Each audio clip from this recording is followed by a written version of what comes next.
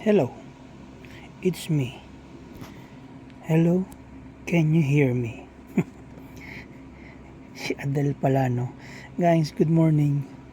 Alas 3 na madaling araw, Manila time. Back with another YouTube video kasi it's been a week since gumawa ulit tayo ng video natin sa ating YouTube channel, no? Medyo matagal-tagal din after nung 4-part series natin, video series natin.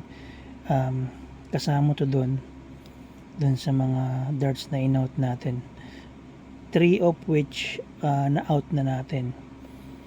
Yung Alira, yung Gary Anderson na Unicorn Core, at saka yung Harrow's Apex 22 grams. Ito yung naiwan. Luckily, buti na lang siya yung naiwan. 180 Dragon, 20 grams, 20.5 grams. Kapag naka full setup, nasa 22 siya. Ayan. So the reason I'm doing this video again, kasi wala tayong video eh. Bagong video. But anyway guys, palike and subscribe po sa ating YouTube channel. Medyo madami-dami na tayo. Lumagpas na tayo ng 100. So thank you so much dun sa mga sumusuporta, sa mga nag-subscribe ba? Hindi natin akalain na abot tayo ng 100. Sa dami na nag-darts sa Pilipinas, meron na tayong 100 na tao na nagtiwala sa ating YouTube channel. But anyway, guys, ayan, slim barrel siya. Super slim barrel siya. Ang sarap niyang ihagis. The last video na pinicture natin siya, maiksi siya. 32mm. So, ang ginawa ko, pinalitan ko siya ng 40mm. 40mm na yan, guys, pero parang naging 36 lang yung nakalawit. Ayan, kasi ang haba ng ano niya, ng baon niya dun sa ilalim. Masyadong malalim yung ano niya. But anyway, yan. So, kino-cover ko lang siya kasi previously, yung plates niyan, yung marathon plates. So, ito ngayon yung setup ko sa kanya, which is maganda naman. Maganda rin yung bato niya dun sa may marathon plates, pero mas maganda dito kasi fast plates to. Mabilis. Tsaka slim barrel siya. Ang tendency kasi kapag slim barrel, yung mahangin. Pag hinangin, medyo gumaganon siya. Ganito guys. Pag binato mo siya, gumaganon siya. Pag hindi diretso yung hagis mo, kapag palobo, pag pa-arc yung hagis mo, gumaganon siya. So, kailangan ng hagis mo is rekta, diretso. So, speed plates ang setup sa kanya. Dahil nga magaan, 20 point something, lagyan mo ng aluminum shop. So, this will add up dun sa bigat. Pag naka-full setup na siya, papalo na siya ng 22, kulang 23. Ang ganda niya guys, slim barrel, tas ang haba ng point. Diba? Hindi ko pa siya nabibideo kasama tong setup na to, tsaka itong setup na to. Pero, siguro gagawa tayo ng follow-up video dyan para makita natin. Kasi ang gusto ko dito, gusto ko na siyang ikip. Ang sarap kasi niya. Ay, nakita mo naman, ang gaspang nung grip niya. Ang gaspang nung grip niya. Tas ang sarap nga hawakan. Pag hinagis mo, rumirekta talaga siya dun sa may sa target. Ang sarap. Standard naman yung barrel niya, yung haba, kaya lang yung width niya, yung kapal niya, manipis siya ng konti. Slim barrel siya kumpara dun sa standard barrel. Ayan, so yun. Kasi yung standard barrel 6, ito nasa 5.35 lang, 5.35. So ang ganda.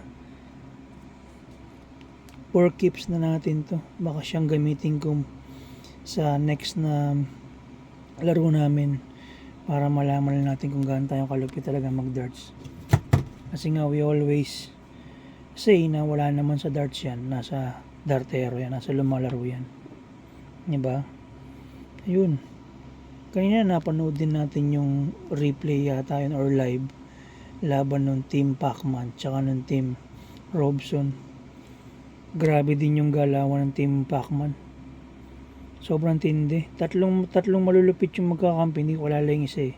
Si Doria, si Malik Dem, at saka si Christian de los Reyes. Yung average nila grabe, puro nasa 10 plus yung average nila. Lahat closer. Ultimo yung isang kasama nila. Hindi ko kalala yung isa sorry, hindi ko kalala yung isa. So, hindi ko alam, hindi ko tinapos kasi nag 3-0 na. Sabi ko wala nang pag-asa yung Team Robson. Hindi ko na tinapos. Parang matik na kasi yung production ng Team Robson, ang kilala ko lang doon si yung tawag nito, yung Bataan ba to? Sambales, taga Sambales. Basta yun, siya yung sumali sa international competition. Siya lang yung dun tapos yung the rest, yung babae na naglalaro din, kaya lang pangit yung production niya so sibak-sibak sila. Ayan guys, quick video lang.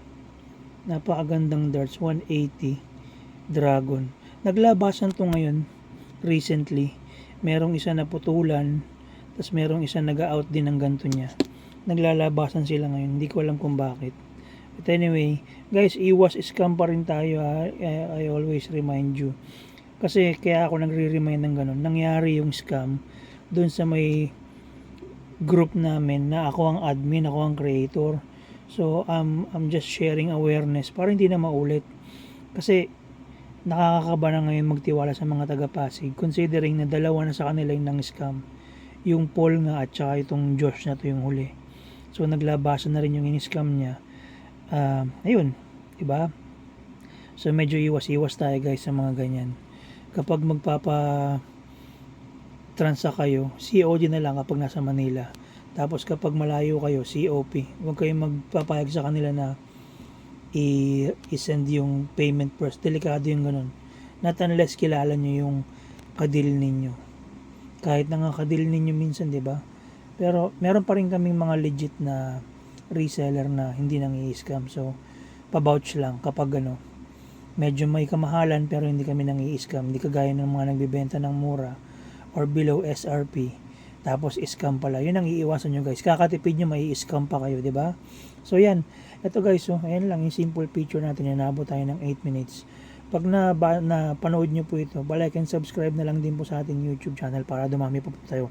Malay mo, umabot tayo ng 200, tapos mag 500 tayo, tapos mag 1,000 tayo, di ba? Para mag-spread out na rin yung YouTube channel natin sa ating mga novice starters. Kasi manggagaling yung mga rate, hindi na naman tayo papansinin. So, doon tayo sa mga nagsisimula pa lang para at least makatulong tayo, makapag-share tayo ng awareness. Ayan guys, maraming salamat po. Ito po uli si Jom Soriano, aka Marius Kanki, darts reseller, darts player, and darts enthusiast. Thank you po.